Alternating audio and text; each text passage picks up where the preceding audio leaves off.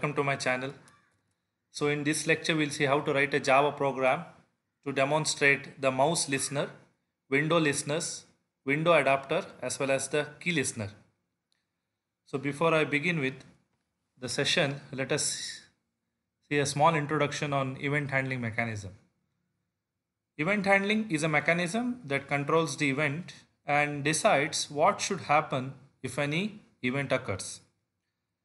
Events are generated based on how we interact with the GUI. In Java, nearly everything is an object, as we all know. The source is an object which will generate an event. It also provides the information about the event to the listener. Listeners are also called as event handlers, as they are the ones responsible to handle the events occurring at the source.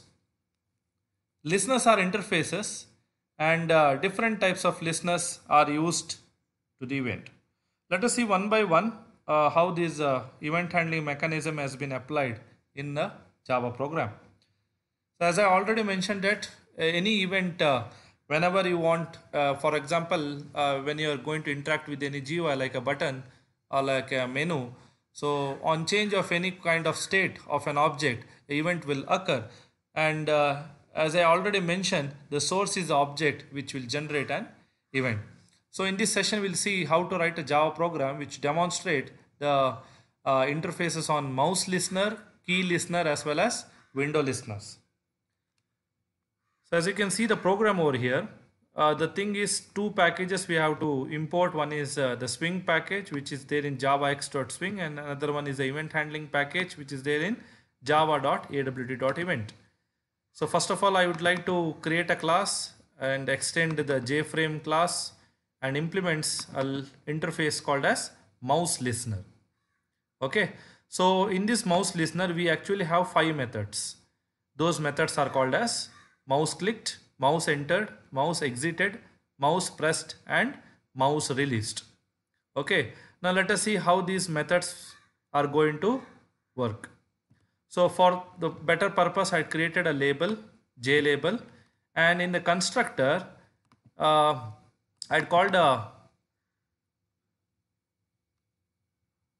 method called as add mouse listener, and it set the bounds of the frames to 20, 50, this is X, and Y, you can see over here, X, Y, and width and height. Add the label to the frame, set the size of the frame to 300 cross 300. There is no layout given to this particular frame, so I'd set it to null and make the visibility to true. Now, what I'm going to do means, as I already created a label over here, now whenever I move the cursor towards in the region of the window, some message has to get displayed. So that message will get displayed in the label. So whenever I call this particular method mouse clicked, and the l.setText should be mouse clicked, this message has to get displayed whenever the mouse cursor has clicked on the region of the window. Similarly, when the mouse enter the region of the window, it has to display message mouse entered, and mouse exited when it exits out of the window, mouse pressed when we press the button of a mouse, as well as when we release the button of the mouse, it should display the message mouse released. And finally, we write a main method which will instantiate a class called as mouse event handling. Now let us see how this program is going to work.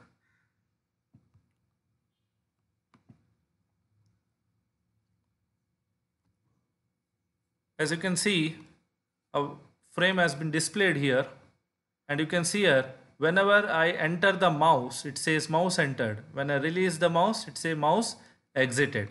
Now I entered the mouse and I will press. I have not released the button, I just pressed. It says mouse pressed, but when I released, it says mouse released and clicked. You cannot see the released text message here, because when you release the button, so released and clicked will come all together, because a press and release becomes one click. So you cannot be able to see the message called as mouse release. But if you still would like to see the message, you can make use of displaying the text in the terminal or a console. So for that purpose, let me show you that for this released mouse released. Okay, to ensure that whether this message gets getting displayed or not. Now you can see mouse entered, mouse pressed, mouse released. You can see here the release is going to get displayed, right? So this is all about mouse listeners. Similarly, we have window listener. But in the window listener, we have 7 methods. All the methodologies are same, except instead of mouse listener, we have to implement a window listener. And there are 7 methods like window activated, window closed, closing, deactivated, window de-iconified, iconified, opened. So there are 7 methods altogether. Now the thing is, whenever any window gets loaded, it will call first 2 methods, that is activated and open. Activated and open. When you minimize the frame, it will tell it is iconified and deactivated.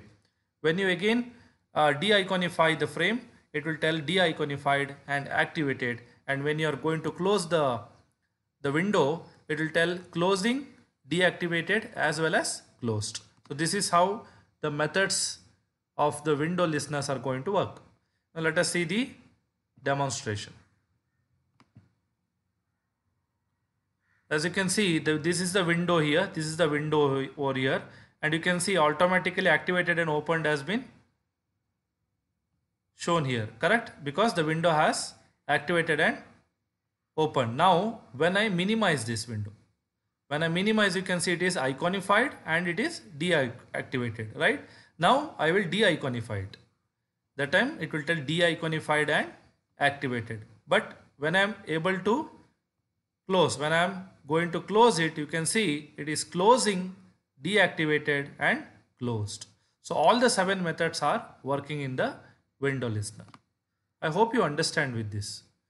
Okay, but what if I say that out of the 7 methods I want to use only this one method, closed?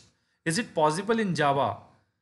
Because as we all know that whenever we try to implement any interface, we have to define all the methods of it.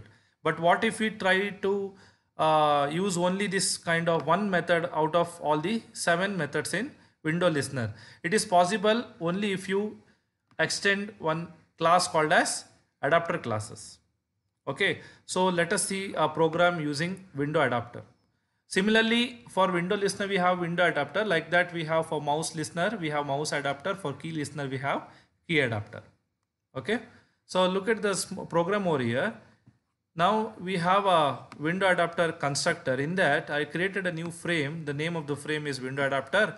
Now in the previous session, you might have seen that here how to call a listener is just add window listener. But in this case, we have to write add window listener. Along with that, you have to instantiate a class called as window adapter. Now in this window adapter, we have to define only one method. You can see this open bracket and close bracket is enclosed within these braces. You can see here from here to here, right? Within the window listener, you are going to instantiate a window adapter. In that, you are going to define only one method, window closing. And when I'm about to close, it has to get disposed. Okay, so that's all. But it is not throwing any error because you had instantiated the window adapter. Rest of the code is same. You are setting the size of the window, layout is set to null, and making the visibility of the frame to true. Okay, so now what will happen means when you execute this program, so it will not throw any kind of errors. Rather, when it try to close, it will close because you have written a dispose method over here. Similarly, instead of window closing, you can call window closed or window deactivated or iconified, de-iconified. Any kind of methods can be called. Okay, any number of methods also can be used. I hope you got the point. Similarly, we'll see about key listener. So in this key listener, this acts with the keyboard. So we are going to interact with the keyboard. Let us see how many methods. We have only 3 methods over here. That is key pressed, key released and key typed. Okay, so based on the any number of keys you press, you release and you type, the event is getting generated and it is going to act, right? Now let us see the execution. You can see this is a text area. So for that we have to call a method, create an object for a JText area. We have a label over here, and this is how to set the bound for the label. And this is JText area. You are setting the bounds of the text area for XY width and height. We are adding the key listener for the text area and adding it to the frame. Right now, whenever there is a key pressed of key event E, you are setting it as key pressed, and you are telling key is been pressed. Similarly, for the key released, we have key released, and key typed, we have key typed. Now let us execute this program. This is the text area, guys. Now I'm going to type something. Okay, welcome. You can see there key is getting pressed, right? Now if I keep writing, you can see there. Okay, now you can see there is you can see only the key pressed here. Now let us be brief here. I will just, what I will do means, I will just try to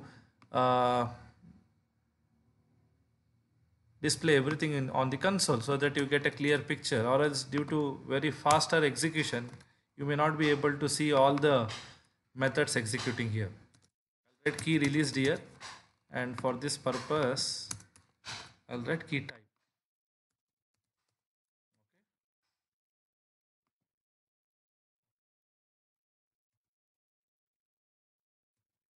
You can see here all the methods are getting worked: pressed, typed, and released. So when you press any key, definitely you are going to press the key, and pressing it is means it is going to type, and definitely you are going to release the key, that is the release. So all are working together. Due to faster execution, you are not able to see the things in the window. That is why showing you it in console, just to verify whether all the methods are working or not. Yes, it's working. So that's all for today's lecture, guys. Thanks for watching. Happy learning.